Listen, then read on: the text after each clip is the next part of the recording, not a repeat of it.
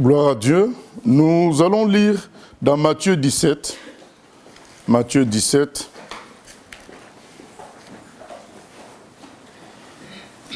Matthieu 17. À partir du verset 14.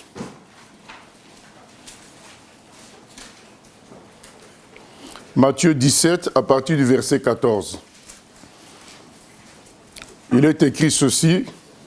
Lorsqu'ils furent arrivés près de la foule, Matthieu 17 à partir du verset 14, lorsqu'ils furent arrivés près de la foule, un homme vint se jeter à genoux devant Jésus et dit, « Seigneur, aie pitié de mon fils, qui est lunatique et qui souffre cruellement. Il tombe souvent dans le feu et souvent dans l'eau. Je l'ai amené à tes disciples et ils n'ont pas pu le guérir. » Race incrédule et perverse, répondit Jésus. Jusque à quand serai-je avec vous? Jusque à quand vous supporterai-je?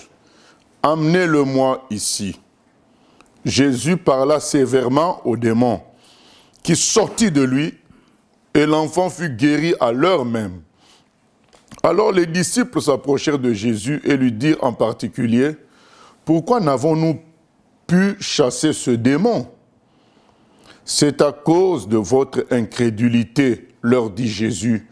Je vous le dis en vérité, si vous aviez de la foi comme un grain de sénévé, vous diriez à cette montagne, transporte-toi d'ici là. Et elle se transporterait. Rien ne vous serait impossible. Mais cette sorte de démon ne sort que par la prière et par le jeûne. Voilà un épisode difficile de la marche avec Jésus. Hein. Pour les apôtres, ils se retrouvent dans une configuration où Jésus est absent. Je crois qu'il était parti avec les trois à la montagne de la Transfiguration. Et ils se retrouvent avec un cas d'un enfant possédé terriblement, au point qu'il s'est jeté dans le feu. Ils ont chassé le démon n'est pas parti. Et quand Jésus vient, ils exposent le cas à Jésus. Et Jésus dit « race incrédule ». Donc dès le départ, Jésus les attaque comme n'ayant pas vraiment foi en lui. Quelqu'un dira « mais pourtant, et ils ont essayé ».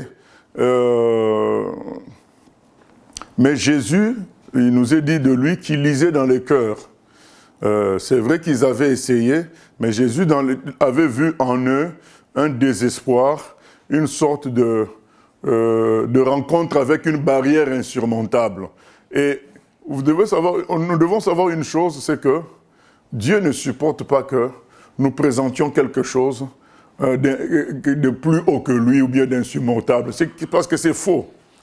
Luc 1, 37 nous dit « Car rien n'est impossible à Dieu ». C'est ce que l'ange avait dit à Marie. « Car rien n'est impossible à Dieu ». Alors quand nous présentons quelque chose comme étant insurmontable, c'est comme si nous le mettons au-dessus de Dieu. Et Dieu ne supporte pas cela. C'est pourquoi quand ces gens-là viennent voir Jésus, ils viennent dans une logique, bon, là c'est compliqué, voilà, nous avons un cas, ça ne marche pas, là ça ne marche pas, vos pouvoirs. Et c'est là que Jésus dit, vous êtes incrédules, parce que Jésus avait déjà fait des choses certainement plus extraordinaires que ça. Mais face à quelque chose qui donnait l'impression d'être insurmontable, ils ont cédé et ils ont craqué.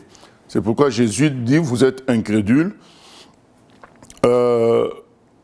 Il est dit aussi que les disciples sont quand même partis voir Jésus à côté pour dire, mais quand même, nous avons tenté, peut-être les autres sont des incrédules, mais nous avons prié, nous avons appliqué tes conseils, tes instructions, là ça n'a pas marché quand même. Pourquoi? Parce que toi tu as réussi, mais nous, pourquoi nous n'avons pas réussi? Jésus va dire, une fois de plus, à peu près ce qu'il leur a dit, c'est à cause de votre incrédulité. Donc, il dit la même chose qu'il a dit au public, enfin au groupe qui était venu dénoncer le fait que tes disciples n'ont pas pu guérir cet enfant. Il dit la même chose, c'est une question d'incrédulité.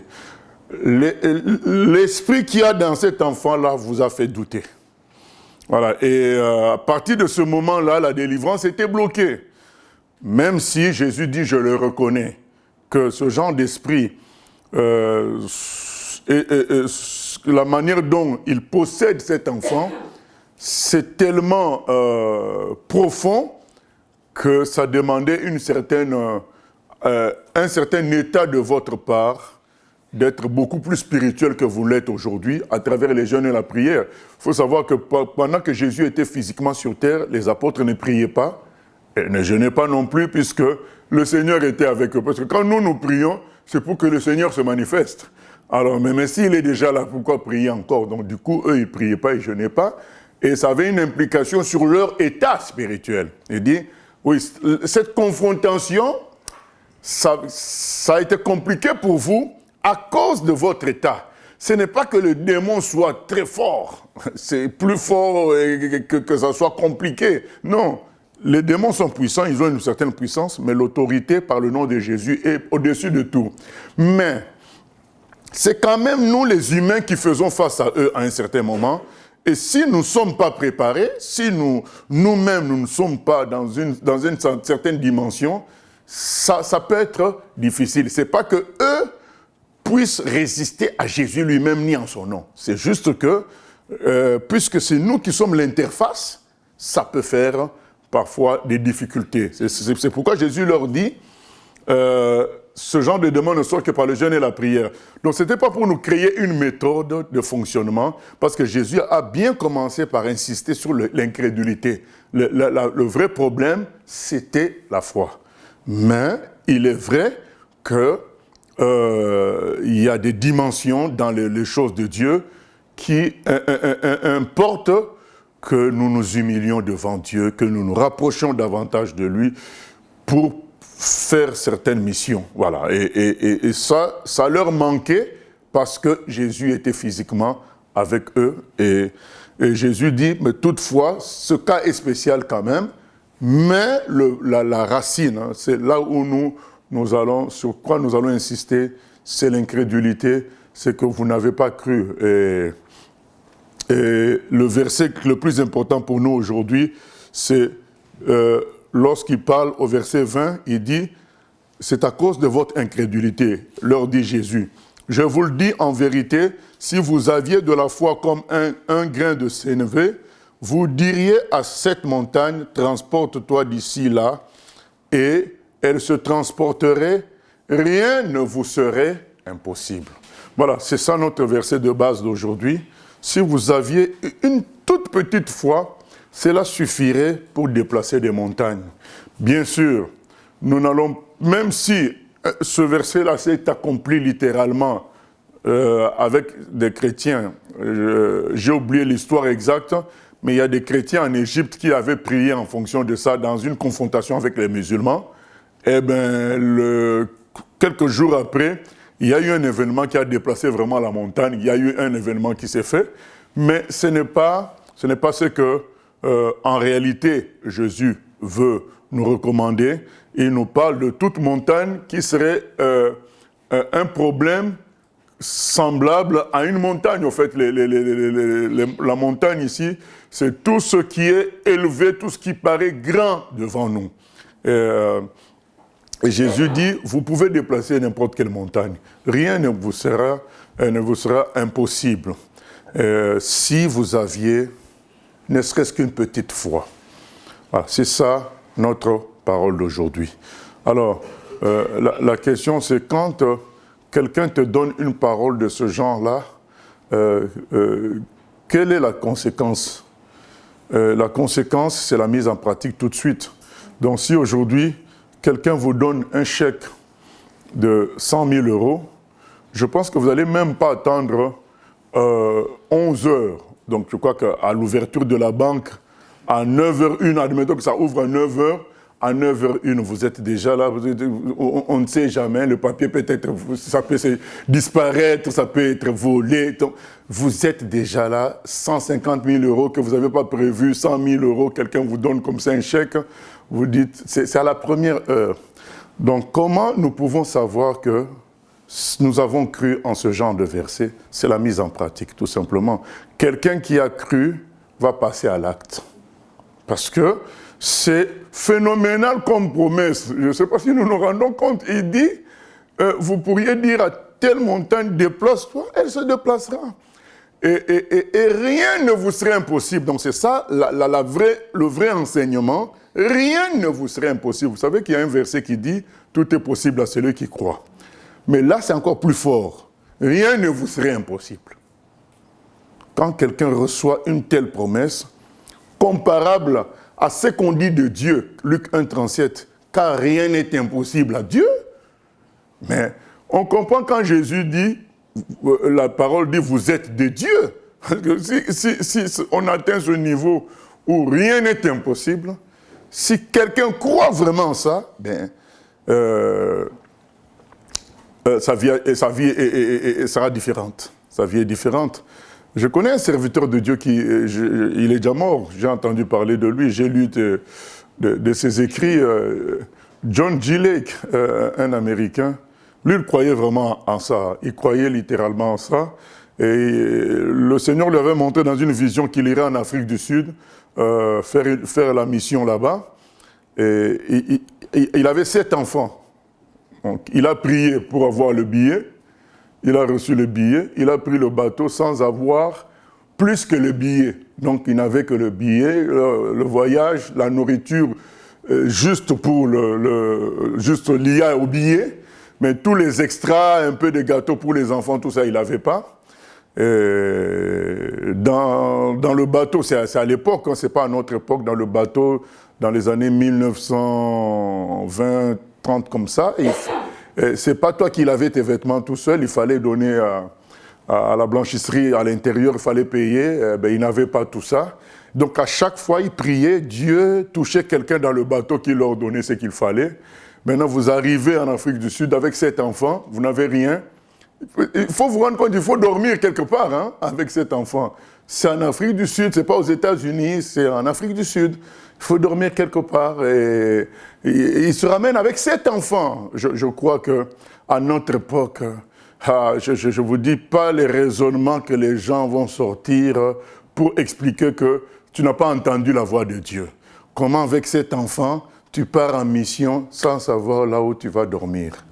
Tout le monde va te conseiller, même les plus grands pasteurs, pour te dire que ce n'est pas sérieux. Mais lui, il était simple. Dieu ne peut pas mentir. Rien ne vous serait impossible. Donc il est parti comme ça.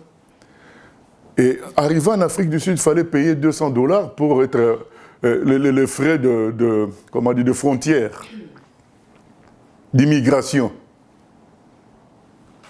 Il s'est mis à la queue, sans argent, toujours. Il s'est dit, bon, gagnons du temps, mettons-nous déjà à la queue. Et puis on attend l'action de Dieu. La plupart, comme d'habitude, nous à notre époque, on dirait, nous attendons dans la chambre en train de prier. Non, lui il a dit, je me mets dans la queue. Le temps que Dieu lui-même agisse. Et dans la queue, il y a quelqu'un qui l'appelle à côté, mais je viens de recevoir que je dois te donner 200 $. Ils payent, ils entrent. Mais maintenant, il faut dormir. Et toujours là, il y a une dame qui vient, qui demande, ils étaient deux familles américaines, demande à la première famille, vous êtes, ah oui, j'ai 2 enfants. Non, il ne s'agit pas de vous, je cherche une autre famille. On lui montre la famille de John G. Lake. Ouais, on a 7 enfants, ah oui, il s'agit de vous. Le Seigneur m'a montré en vision que je devais accueillir une famille avec 7 enfants. Voilà, vous voyez, donc ce sont des réalités qui ne sont vivables que si tu fais le pas de pratiquer ce que nous lisons là. Mais si tu ne fais pas le pas de pratiquer ça, mais tu es là, rien ne se passe, conclusion, Dieu ment. Dieu ne ment pas, c'est toi qui ne crois pas. Rappelez-vous, à 2 reprises, Jésus se fâche, vous êtes incrédule, incrédule. C'est pas pour rien, il nous connaît. On veut un coup de pouce. Quel mais c'est Dieu qui a parlé. Quel coup de pouce tu veux encore? Voilà, on veut un coup de pouce. Vous savez, comme quand on était enfant, il y a un match, il y a les amis, il y a tout ça. Oh non, moi je supporte personne. Vers les 65e minutes, quand tu vois que cette équipe-là, 2-0 toujours, moi je supporte l'équipe A. Parce qu'en réalité, tu as vu qu'ils mènent 2-0, il reste que 20 minutes. Voilà les chrétiens d'aujourd'hui. Ils veulent un coup de pouce où Dieu arrange déjà bien les choses. Maintenant, ça devient simple. Je crois. Non, tu n'as pas cru. C'est Dieu qui a arrangé les choses. La vraie foi, c'est juste ce que Dieu a dit, tu avances avec ça. C'est juste ça. Bien sûr, ton intelligence va dire que tu es fou. Ton intelligence va dire que tu as mal compris. Même les gens qui sont autour. Mais entre nous, c'est clair. Parce que Jésus est l'homme le plus doux. Vous savez que Dieu disait que Moïse était l'homme le plus patient. Alors Jésus, c'est un autre niveau. Jésus lui-même a dit, Moïse était terrible, mais ici, il y a plus que Moïse. C'est l'homme le plus doux. Quand l'homme le plus doux se fâche, dites-vous qu'il y a une raison. Quand il dit race incrédule, et les autres demandent encore, il dit vous êtes incrédule. S'il dit des phrases comme ça, lui qui est l'homme le plus bon, rempli d'amour, le plus doux, qui ne rabroue personne, qui ne rejette personne, s'il dit des phrases dures comme ça, c'est à nous de regarder dans notre cœur. C'est qu'il y a un vrai problème. Nous avons un vrai problème d'incrédulité. Il dit, si vraiment vous croyez, si vous réalisez à qui vous avez affaire, vous pourriez dire à une montagne, déplace-toi. Mais John Gillek est parti loin. Il y avait une épidémie à un moment donné en Afrique du Sud. Je crois une forme de peste. Même les médecins ont fui. Mais lui, il allait soigner les malades. Et il a même pris une fois le microbe lui-même, il l'a mis dans la main. Il a dit, Jésus m'a dit que rien ne va m'arriver. Et rien n'est arrivé. Parce qu'il croyait tout simplement.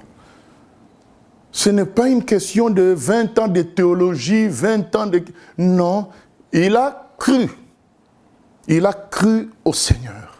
Ce qu'il dit est vrai. Ce sont des réalités. D'où vient le problème? Le problème, c'est que, puisque les apôtres avaient déjà fait des miracles avant, ce n'est pas pour rien qu'ils ont dit, mais pourquoi ça n'a pas marché? Parce que ça avait marché dans certains cas. Le problème vient du fait que les pensées de Dieu ne sont pas nos pensées. Il peut arriver que nous décrétons des choses, ça ne s'accomplit pas. Ce n'est pas parce que la puissance a changé. C'est juste une question de volonté de Dieu. Malheureusement, nous déplaçons le problème. Nous pensons qu'il y avait peu de puissance. Nous avions peu de puissance. Si nous pensons que nous avions peu de puissance, ça veut dire que nous reconnaissons que quand nous avions fait les anciens miracles, c'était par notre puissance. Donc c'est ça l'erreur. Mais si nous pensons que c'est Dieu encore plutôt c'est Dieu qui faisait les anciens miracles que nous avons expérimentés, notre conversion, plein d'autres choses que nous avons déjà vécues, parce que nous avons plein de témoignages quand il faut donner des témoignages. Mais si nous considérons que c'est Dieu qui avait agi, nous devons comprendre que quand il y a échec, le même Dieu est là, c'est qu'il n'a pas voulu. Parce que si nous disons qu'il y a eu peu de puissance, ça veut dire que Dieu est devenu peu puissant, ce qui est impossible. Comme certains disent, tu n'avais pas le Saint-Esprit pleinement. Mais le Saint-Esprit, c'est une personne. Il ne peut pas être à moitié quelque part. Donc s'il est quelque part, il est pleinement. Il ne peut pas être dit, mais non, frère, il y avait un problème, tu n'avais pas le Saint-Esprit pleinement, il n'y avait pas le Saint-Esprit pleinement dans cet endroit-là. Non. Si le Saint-Esprit est dans cet endroit, il y est. Voilà, c'est tout. Il n'y a pas de pleinement ou quoi que ce soit. Si lui, il est là, il est là. Maintenant, il est question qu'il soit là. C'est ce qu'on doit nous demander. Rempli du Saint-Esprit. Voilà. Maintenant, quand des choses comme ça arrivent, les gens disent, ah bon, il y avait peu de puissance dans cet endroit-là. Et ça amène des déviations du genre. Il y a des chambres, ils appellent ça des chambres de guérison. Ils font des réunions pour la guérison, pour prier pour les malades.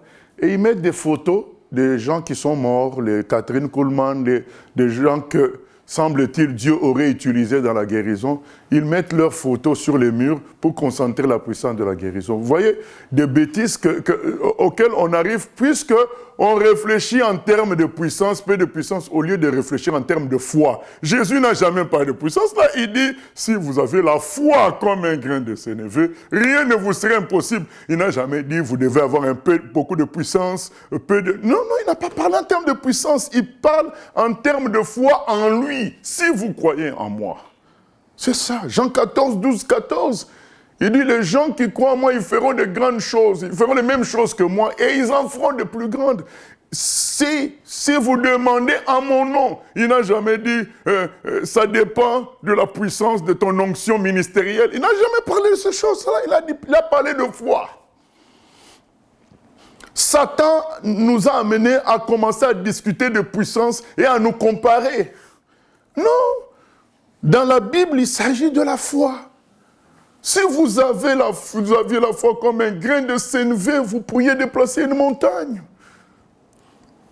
La difficulté, c'est gérer le fait qu'il n'y ait pas eu guérison à un moment donné ou délivrance à un moment donné. Ça ne veut pas dire que la puissance a diminué. Ça ne veut pas dire que Jésus n'est pas réel. Il y a des raisons. Dieu sait ce qu'il fait, mais ça ne doit pas toucher notre foi. Aujourd'hui, quelqu'un peut ressusciter après la prière. Une semaine après, quelqu'un d'autre ne ressuscite pas, il meurt vraiment. On considère que c'est la volonté de Dieu qui s'est accomplie. On cherche sa face comme les disciples ont fait. Ils ont dit, mais pourquoi ça n'a pas marché? On parle à Dieu. Mais diminuer dans notre foi, c'est suicidaire.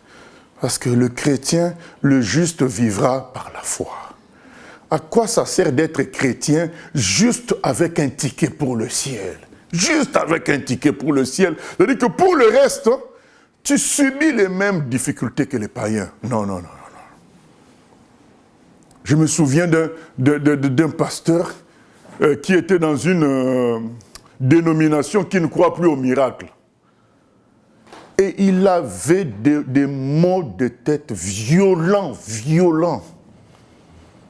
Sa vie était devenue un enfer. Mais il croyait en Jésus. Il croyait en la Bible. Mais sa vie était devenue un enfer. Des maux de tête violents. Mais comme dans leur dénomination, on ne croit pas qu'un chrétien puisse être perturbé par des démons. On ne croit pas aux miracles. Il paraît que ça se serait arrêté en 1850, les miracles, je ne sais pas d'où il tient des infos comme ça. Mais le monsieur souffrait tout en gardant sa foi en Jésus. Mais vous pensez qu'il était heureux? Il devait être très aigri. Tu crois en quelqu'un qui te dit que en son nom, tu vas être guéri. Par ses meurtrissures, tu es guéri. Et toi, tu galères comme ça, tu as prié, rien ne s'est passé. Vous croyez que sa foi était intacte, même s'il restait pasteur, même s'il continuait à prêcher. Mais en réalité, il devait être triste dans son cœur. Jusqu'à ce qu'il rencontre un aîné qui lui explique, mon vieux, laisse seulement que je prie pour toi.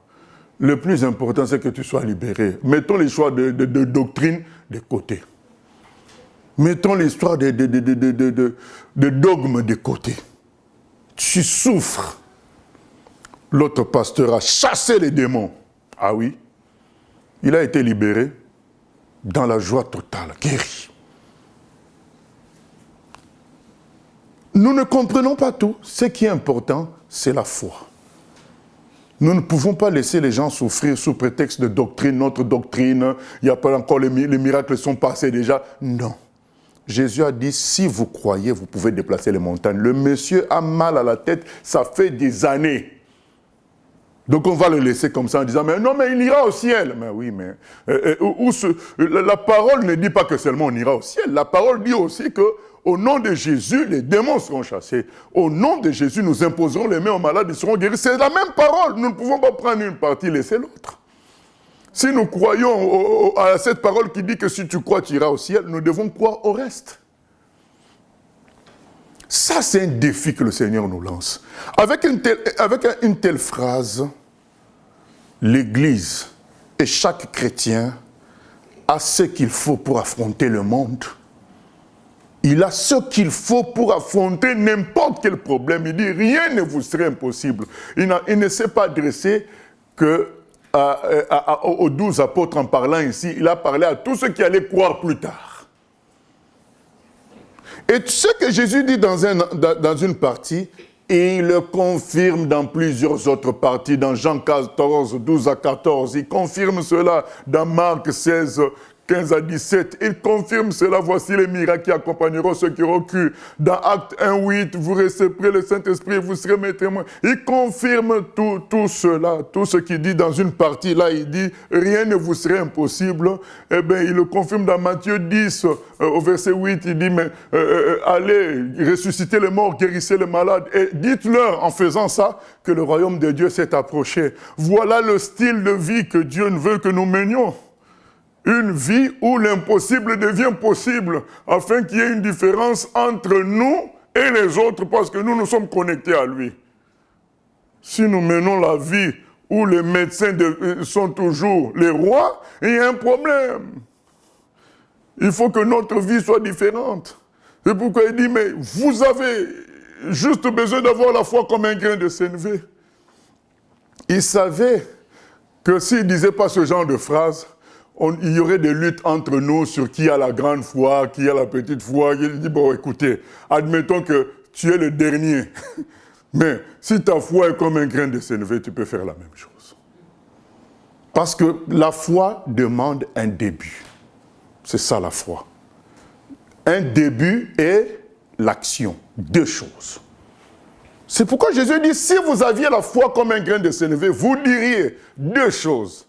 Pourquoi grain de sénévé? C'est le début. Tu as une base. Tu n'as peut-être pas une grande foi, mais tu as un début. Tu dis non, ce qu'il dit là est vrai.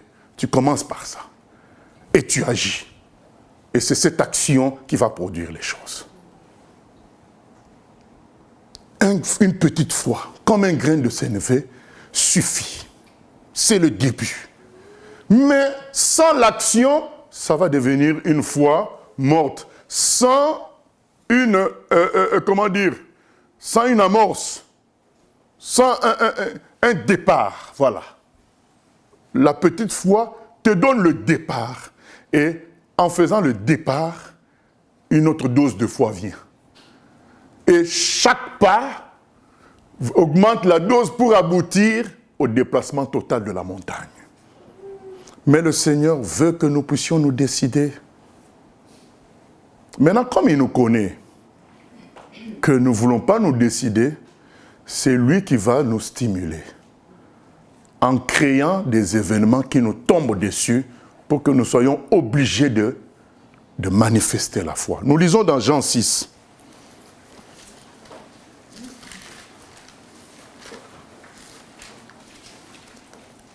Jean 6. Il est écrit ceci à partir du premier verset. Après cela, Jésus s'en alla de l'autre côté de la mer de Galilée, de Tibériade. Une grande foule le suivait, parce qu'elle voyait les miracles qu'il opérait sur les malades. Jésus monta sur la montagne, et là il s'assit avec ses disciples. Or la Pâque était proche, la fête des Juifs. Ayant levé les yeux, et voyant qu'une grande foule venait à lui, Jésus dit à Philippe, « Où achèterons-nous des pains pour que ces gens aient à manger ?»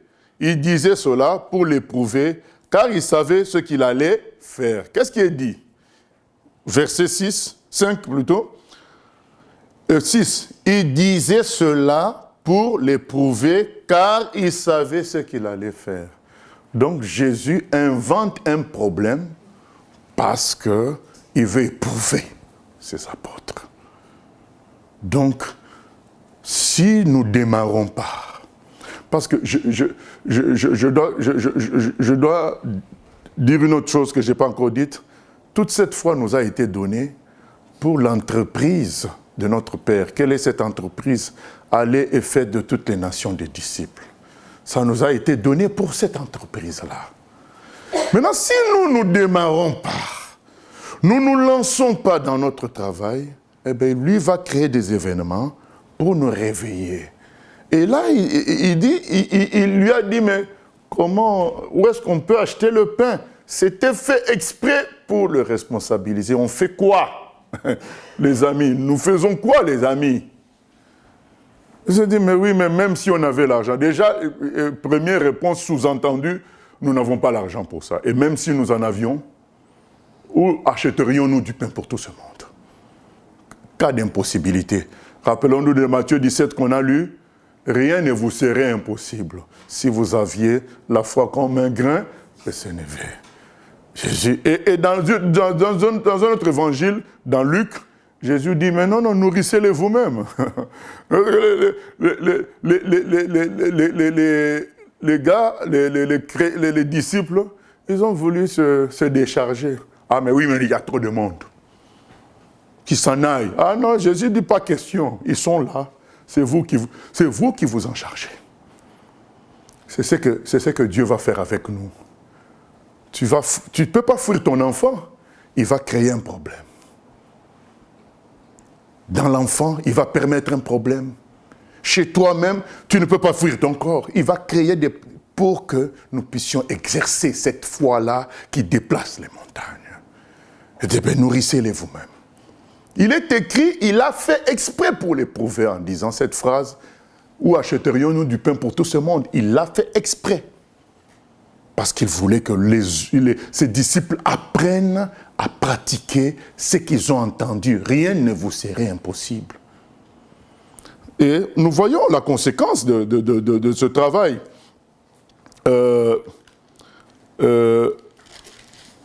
Au verset 8, un de ses disciples, André, frère de Simon-Pierre, lui dit, « Il y a ici un jeune garçon qui a 5 pains d'orge et 2 poissons, mais qu'est-ce que cela pour tant de gens ?» D'accord, vous allez dire, mais oui, mais il a posé encore les questions, qu'est-ce que cela pour tant de gens? Mais oui, mais le fait même de soulever cette réalité montre qu'il avait déjà froid. Parce qu'il y a 5000 personnes. Pourquoi tu vas même dire qu'il y a un garçon qui en a 5 pains et 2 poissons? C'est une phrase inutile. S'il le dit, c'est qu'il s'est dit, mais tiens, je vais apporter ce que je peux. C'est ça le grain de sénévé. Donc, si vous avez la foi comme un grain de sénévé, lui s'est dit, on ne sait jamais, je vais poser le problème de 5 pains et 2 poissons. Voilà. Mais s'il n'avait même pas cette petite foi, il allait se taire. Dans son cœur, il allait se dire, mais ça va faire quoi, 5 pains et 2 poissons? Allez, je ne présente même pas le problème. Manque d'action. J'ai dit 2 choses, la foi et l'action. Sans action, on ne peut pas produire. Mais l'autre problème, c'est quoi? Mais si j'agis et que rien ne se passe, on va se moquer de moi. Et donc, nous faisons rien du tout. Si rien ne se passe, je vais me blesser tout seul par rapport à Dieu. On peut faire garder le statu quo, attendre seulement le ciel et partir. Ça, c'est le ciel des défaitistes. Non. Dans l'Apocalypse, les conclusions à 6 églises sur 7, c'est quoi? À celui qui vaincra. À celui qui vaincra. Dieu veut des chrétiens vainqueurs. Il ne veut pas juste des chrétiens qui attendent dans la salle d'attente d'aller au ciel. Il veut des chrétiens vainqueurs sur terre. Et là, Jésus dit, faites quelque chose. André a le courage de dire, on a 5 pains et 2 poissons. Mais c'est peu quand même, Seigneur. Mais on a quand même ça. Et le Seigneur va multiplier. Ce qu'on a dit, avec la petite foi, tu commences. Ça peut commencer, chaque soir, avant le repas, je prierai pour ce problème-là. C'est ça la foi, la petite foi comme un grain de sénévé. Le problème, il est immense, mais tu te dis, je n'ai pas d'énergie pour faire des jeûnes d'un mois, de machin. Je commence juste avant le repas. Ça sera mon moyen mnémotechnique pour me rappeler. Avant le repas, je vais citer à Dieu ces problèmes-là. Tu commences par ça. Et puis un jour, ça va être, en me réveillant, je vais prendre un temps de prière pour ça. Donc il faut un début et une action. pour après déplacer toute la montagne. C'est ça qu'il nous faut. Dieu va créer des situations pour nous faire entrer dans la gloire. C'est ce qui s'est passé ce jour-là. Donc ces gens-là, quand ils ont vu les pains multipliés, ils se sont dit, alors là, nous avons affaire vraiment au Fils de Dieu. Là, c'est du sérieux. Et c'est ainsi que quand Jésus s'en va, ils sont forts. Ils ont compris qu'il faut agir. Nous connaissons l'épisode de 2 Rois au chapitre 5. 2 Rois au chapitre 5. Avec Élisée. Qu'est-ce que Jésus dit d'Élisée? Il dit qu'au temps d'Élisée, il y avait beaucoup de lépreux, mais Élisée n'avait guéri qu'un seul lépreux, le Naaman, le général syrien. Mais pourtant, il y en avait beaucoup. Je dis cette parenthèse, pourquoi? Pour faire comprendre qu'Élisée n'avait pas l'habitude de guérir les lépreux, pour qu'on dise, oh, mais c'est normal, il avait l'habitude de guérir les lépreux. Non, c'était le premier cas. C'était son premier cas. C'est pour soulever le fait qu'il s'est dit, la situation est tombée, c'est que Dieu a préparé la solution. 2 Rois, chapitre 5. Il est écrit ceci. Naaman, chef de l'armée du roi de Syrie, jouissait de la faveur de son maître et d'une grande considération, car c'était par lui que l'Éternel avait délivré les Syriens. Mais cet homme fort et vaillant était lépreux. Maintenant, on arrive au verset 4. Bon, on peut continuer. Or, les Syriens étaient sortis par troupes et ils avaient emmené captive une petite fille du pays d'Israël, qui était au service de la femme de Naaman. Et elle dit à sa maîtresse, « Oh, si mon Seigneur était auprès du prophète qui est à Samarie, le prophète le guérirait de sa lèpre. » Naaman alla dire à son maître, « La jeune fille du pays d'Israël a parlé de telle et telle manière. » Et le roi de Syrie dit, « Va, rends-toi à Samarie et j'enverrai une lettre au roi d'Israël. » Il partit, prenant avec lui 10 talents d'argent, 6000 cycles d'or et 10 vêtements de rechange.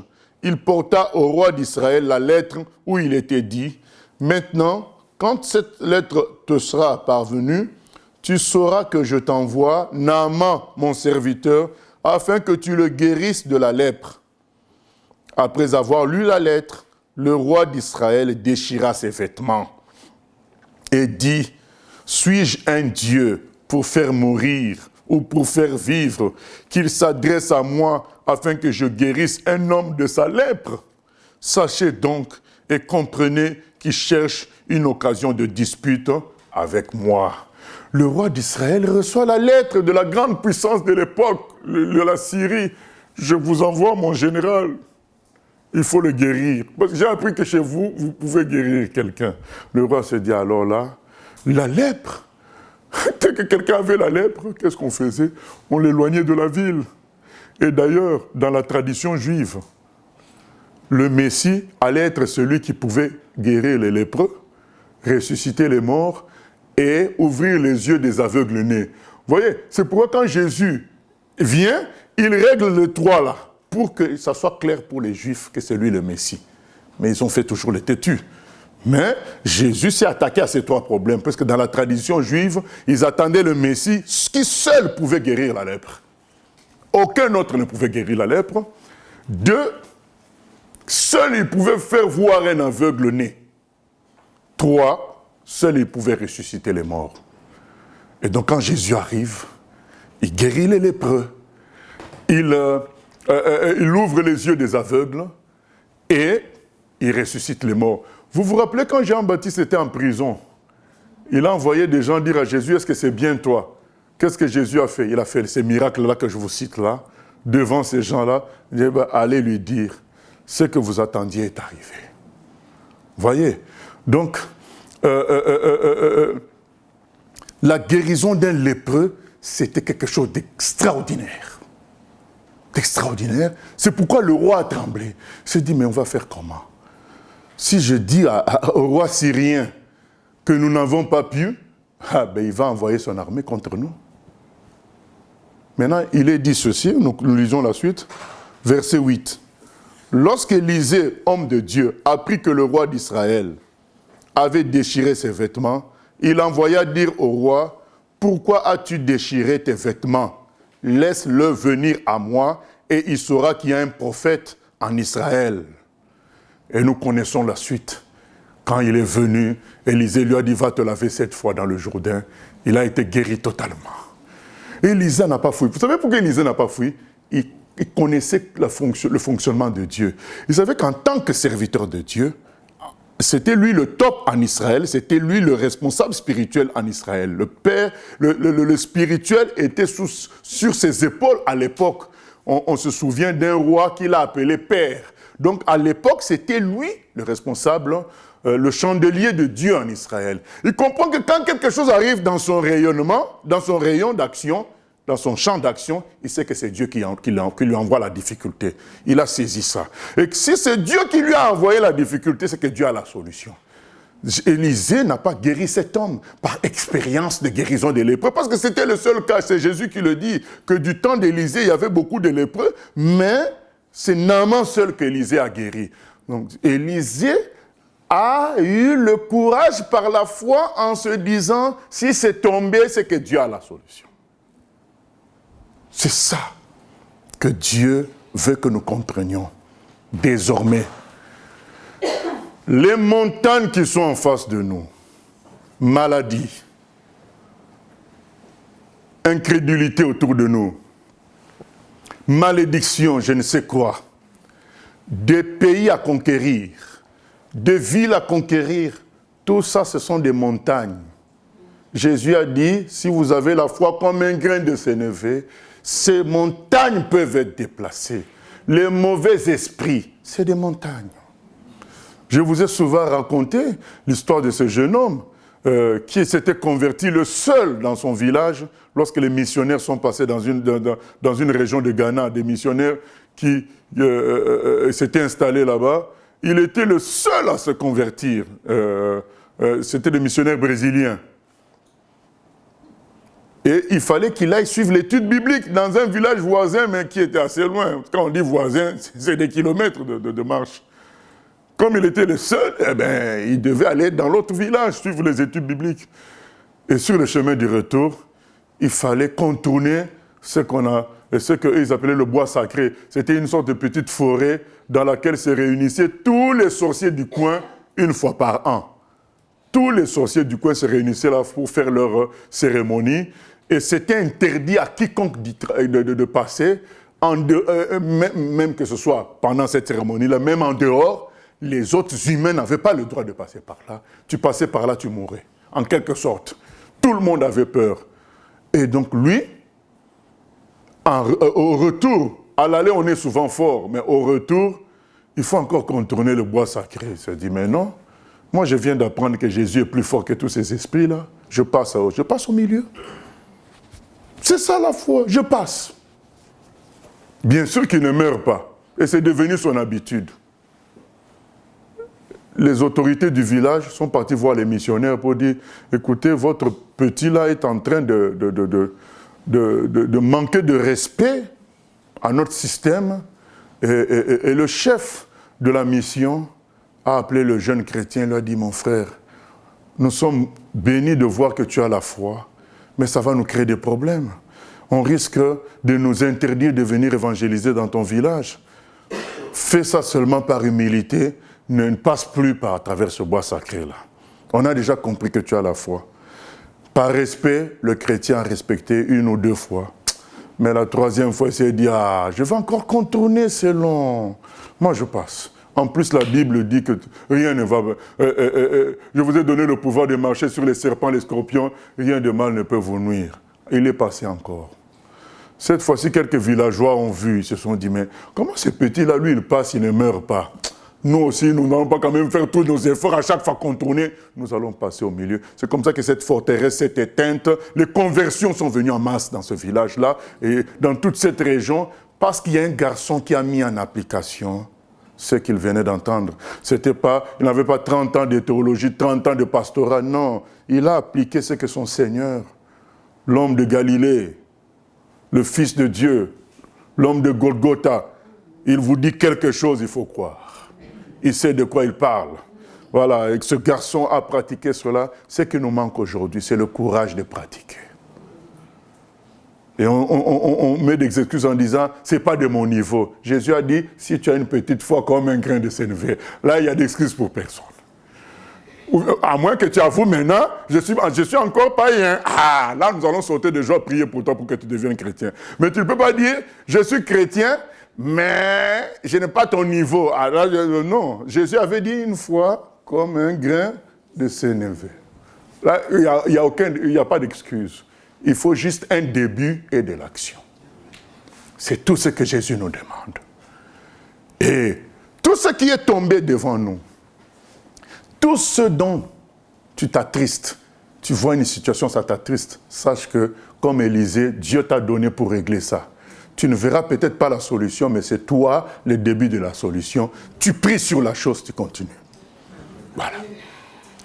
Aucun obstacle ne doit rester devant nous sans qu'on l'attaque. Plus question. Puisque, comme Élisée, hein, vous savez, Jacques avait dit quoi? Élie était un homme comme nous. Comme nous. Parce que les gens aiment toujours des excuses. Ah, mais c'est pas de mon niveau. Jacques a dit, ah non. Élie était comme un homme comme nous. Élisée était un homme comme nous. C'est juste qu'il a eu foi et c'est pourquoi Dieu avait agi. Voilà. Plus question de laisser les obstacles devant, faire l'indifférent parce qu'on a peur de se lancer et que ça ne marche pas. Non, on va attaquer. Et que Dieu prenne la suite. Voilà. On ne laisse plus les choses. Dieu nous a donné l'autorité. Et il dit, pour ceux qui seraient découragés, attention, une petite foi suffit. Voilà. Comme un grain de sénévé. Voilà, nous allons nous lever et prier que le Seigneur nous fortifie au nom de Jésus-Christ. Celui qui met en Jésus une pleine confiance, jamais ne chancelle plus, complète sa délivrance par la foi. Nous marcherons par la foi, nous triomphons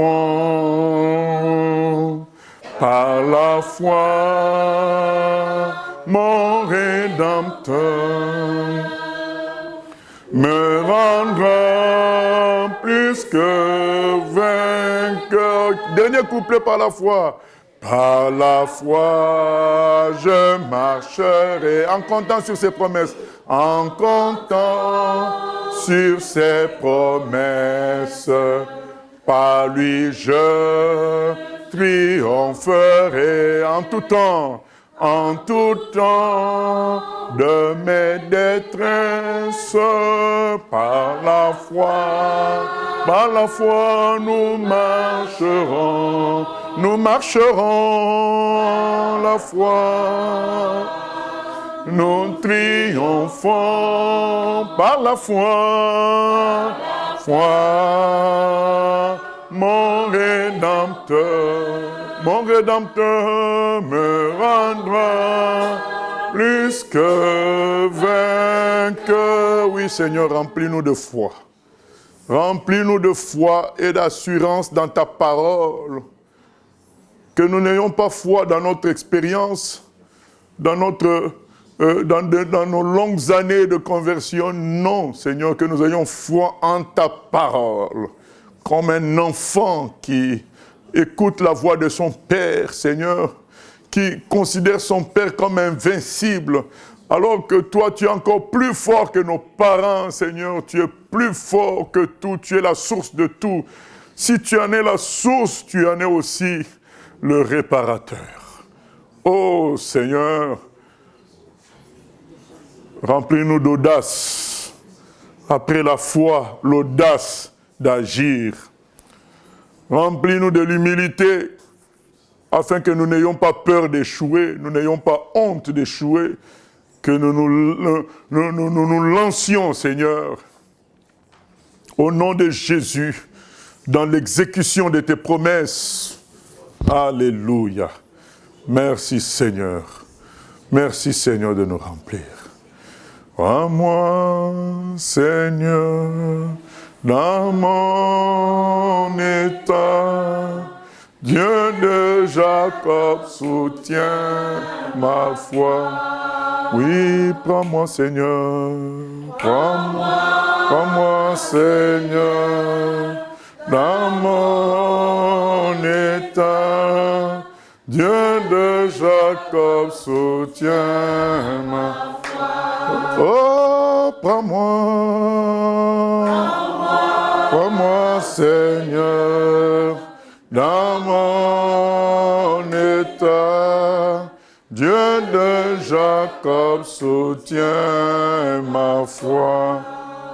Maintenant qu'il a soutenu notre foi, nous allons décréter le déplacement de toute montagne opposée, que ce soit maladie, que ce soit autre problème administratif ou autre problème de conversion de parents ou d'enfants, problème d'accomplissement de l'appel de chacun. Prions le Seigneur.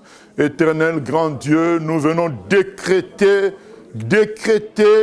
la fin de mauvaises nouvelles. Seigneur, s'il y a des examens médicaux qui nous ont accusés, s'il y a des examens médicaux qui semblent nous avoir condamnés, Seigneur, nous brisons ce diagnostic.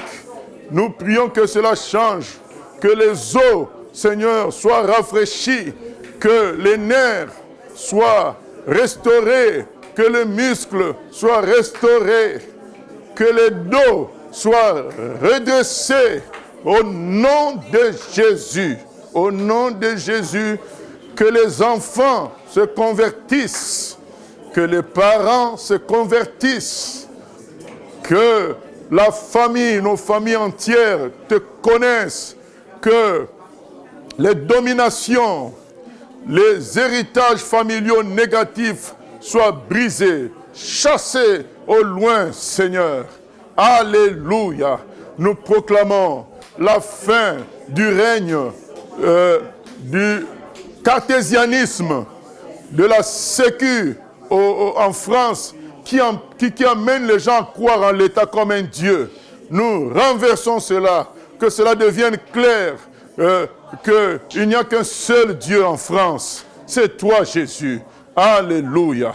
Merci, Seigneur, de balayer tous ces obstacles devant nous et de nous donner, Seigneur, la force du guerrier pour affronter tout obstacle, toute montagne devant nous. Cela, comme c'est écrit dans Zacharie 4, 6, ce n'est ni par la force ni la puissance, mais c'est par mon esprit. Cette montagne sera rasée par Zorobabel. Qu'il en soit ainsi, que toute montagne devant nous soit rasée, déplacée, et que le chemin soit ouvert pour l'enfantement, pour une guérison quelconque. Merci Seigneur de rétablir l'acuité visuelle, de rétablir les oreilles, Seigneur, par ta puissance, au nom de Jésus. Merci pour ta victoire, Papa. À toi la gloire, la louange, au siècle des siècles. Amen. Gloire à Dieu.